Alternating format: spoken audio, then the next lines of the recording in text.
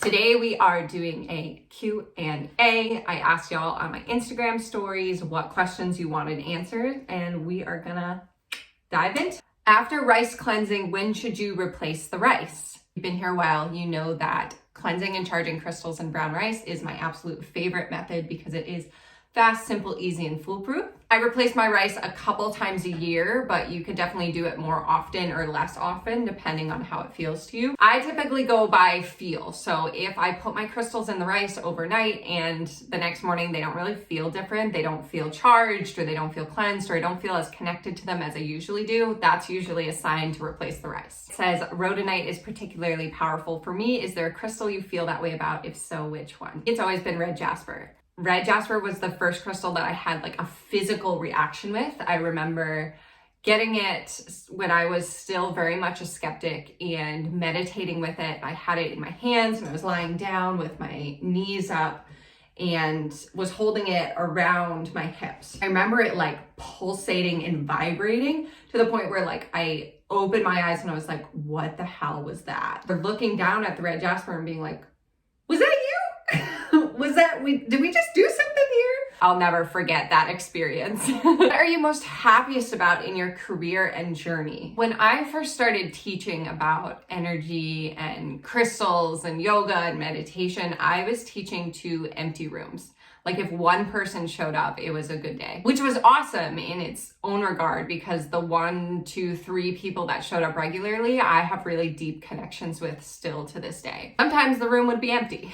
When I started posting online, I very much assumed that it would be maybe 1 or 2 people would see it. When my videos started gaining tractions and tens of thousands of people were watching them, or millions of people were watching them and hundreds of thousands of people were following me, it was like, I don't even know how to describe it. It did not feel real. The fact that you entrust me to deliver this information and you constantly show up and support me in all the different ways that you do is amazing. It's incredible. It definitely like lit a fire underneath me in my own practice and as a teacher. I started my TikTok at the end of 2020 because I really felt disconnected from my practice. I was working in a retirement community through the pandemic and it was a really, really scary and stressful place to be. Like we did not know what this virus would do or could do. You see all these people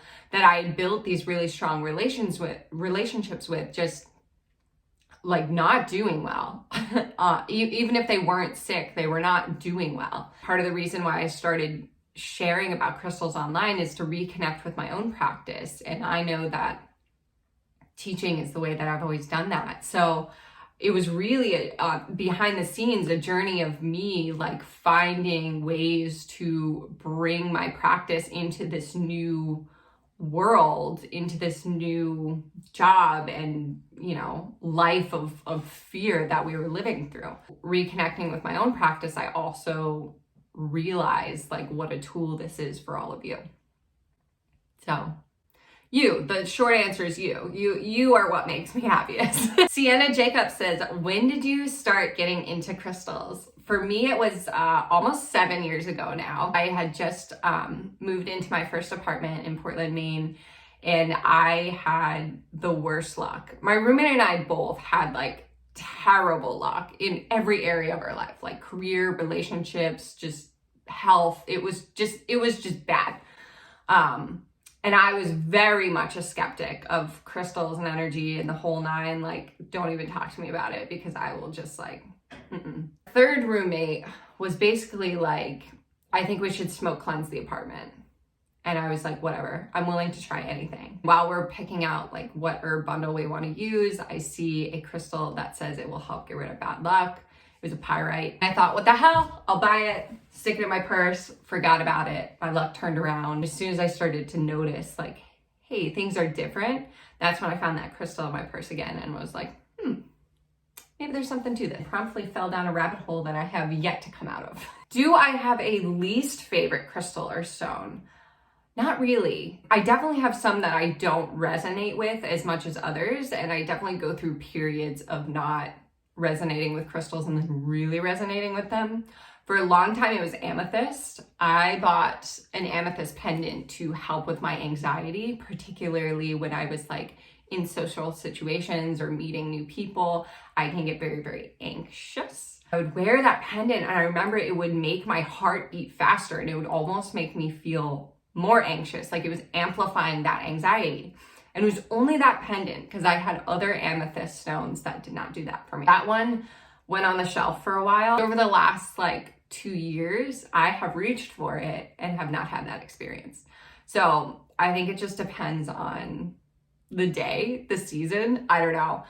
Right now, I'm not really jiving with tiger's eye, but you know, that could change tomorrow. Who knows? How do you manifest money with crystals? The biggest thing with manifesting is to not worry so much about the how and the when, particularly when it comes to money. A grid is usually my favorite way to do it. So you can either take a check, like a bank check, or you could print a check template, or you could simply write down how much you want to bring in and then place some crystals on top of it. So citrine, pyrite, clear quartz are all great for manifesting money. Green aventurine is another good one too. Your hands over it, and you could either state affirmations, or you could simply sit with that energy of letting go of how the money's going to come in and when the money's going to come in, and just sit with that energy of like, it is coming, it's already meant for me, it's already on its way. And then just like walk away from it and trust that it will come in. What was my traumatic job? Talk about often that I had a traumatizing job, which led to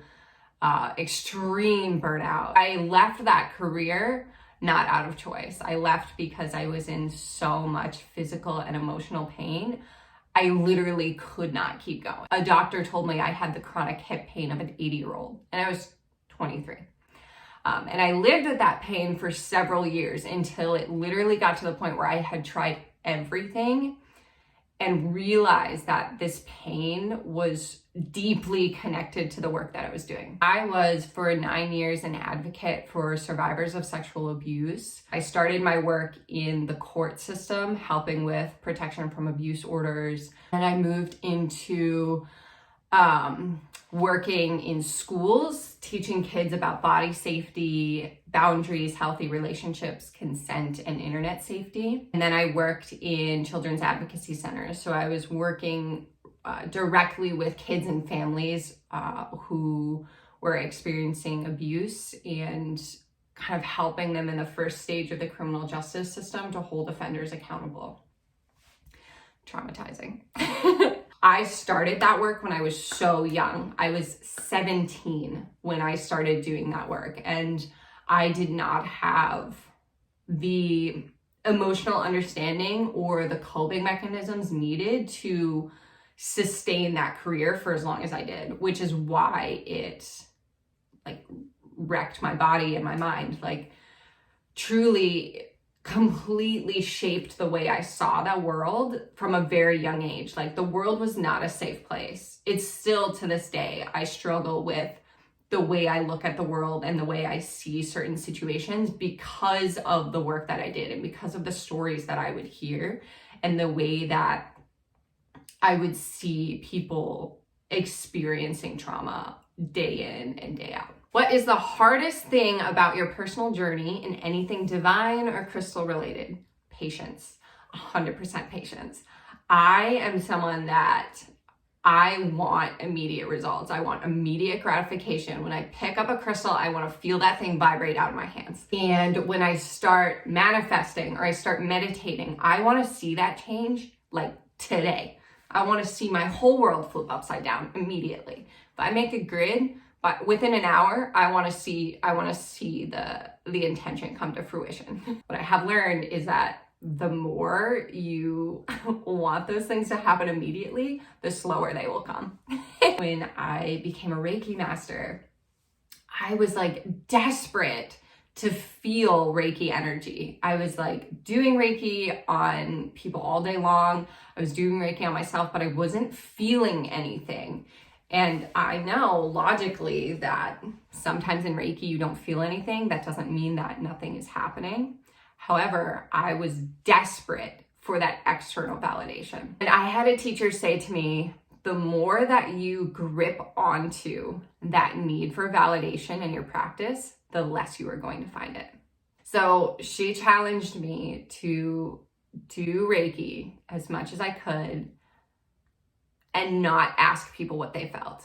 Just trust that Reiki was doing what it needed to do and not worry about it. And when I tell you that completely turned my Reiki practice around, I fell in love with the experience of Reiki, and I fell in love with the letting go of that control. That's when people started organically sharing with me, oh my God, I felt this, or I heard this, or I saw this, or I was experiencing this, or this made me feel this way. People started booking me. None of that would have happened if I wasn't patient with the process. So your journey never ends. It's like, okay, I got over that need for validation in Reiki, but it's like now I'm impatient about, manifesting certain things that I want in my business. It's constantly with me, it's always patience. How and for what do you use Himalayan salt? So in my story, I showed that I bought several chunks of Himalayan salt, and what am I going to do with it? You can do a lot of things with it. So I purchased 4 pieces so that I could place them in the 4 corners of my home. Because I have a Himalayan salt lamp in the center of my home, it can act as like a grid for protection and relieving negative energy. I tend to use it as like a negativity absorber. So I have a Himalayan salt lamp in pretty much every room that I spend time in my home. You can place a piece under your bed or by your bed to kind of give any negative energy that you might be purging from your system while you sleep, give it a place to land. You can also place it above or near your front door as a way of like cleansing the energy as you walk through the space, underneath your desk at work if you have a stressful job. Will you be having more sales on your programs? I don't have an immediate plan to do a big sale like I did for Black Friday. My crystal shopping guide is still on sale through the end of the year. So it's $7 right now, and it will be going up in 2022. I do have some new programs that will be coming out in the new year, which you will be hearing more about soon. What is your favorite crystal for grounding? It depends on what type of grounding I need. A couple of months ago, I went and got a massage, and it was like an energy infused massage with crystals and cupping and polarity and like all of this stuff. And at the end, I was so ungrounded. Like I felt great. I felt like I could just float home, but I had to drive home. So I had to kind of come into the present moment a little bit for safety. I'm literally like, and when I'm ungrounded, it's almost like I'm turned inside out, like an inside out t-shirt that's like stuck on my head. I can just feel like all of my energy up here and needing to like pull it down. And so if that is the type of grounding that I need, I reach for black tourmaline and I'll hold it in my hands and just focus on my feet connecting with the floor. If I need to just like stay grounded, like I'm already pretty grounded, but I want to maintain that throughout the day, red jasper is my go-to. I'll just stick it in my pocket as like a reminder to stay in my body. Thank you so much for being here. I appreciate all of your questions. Whatever question you want me to answer next time, go ahead and drop it in the comments and make sure you subscribe, and I'll see you soon.